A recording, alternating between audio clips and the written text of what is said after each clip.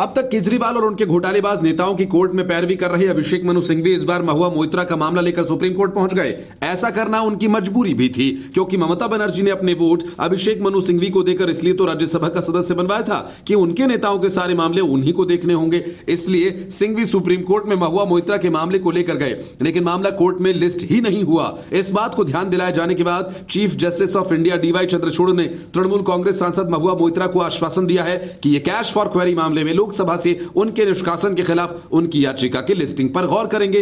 अभिषेक मनु सिंघवी ने मोइत्रा की ओर से इस मामले को अर्जेंट लिस्टिंग में रखने की गुहार लगाई थी। ऐसे में मुख्य न्यायाधीश ने कहा कि यह मामला शायद लिस्ट नहीं हुआ होगा।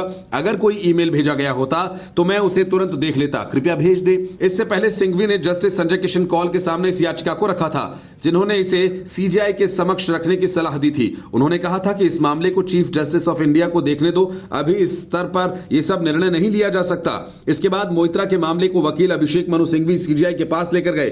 टीएमसी सांसद ने सुप्रीम कोर्ट में अपने निष्कासन के खिलाफ सुनवाई की मांग की है।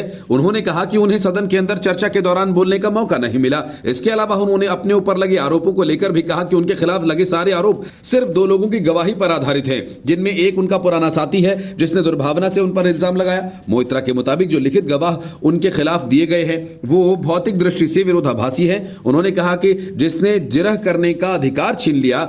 लोकसभा में दर्शन हीरानंदानी से रिश्वत के सवाल पूछने वाले मामले में महुआ मोइत्रा के खिलाफ एथिक्स कमेटी ने अपनी रिपोर्ट पिछले महीने दी थी, जिसमें उनके विरुद्ध कैश फॉर क्वेरी मामले की जांच में कहा गया था कि महुआ 2019 से 2023 के बीच में 4 बार दुबई गई, जिसके बाद उनका संसद का लॉगिन कई बार एक्सेस किया गया। Bureau report, news of India.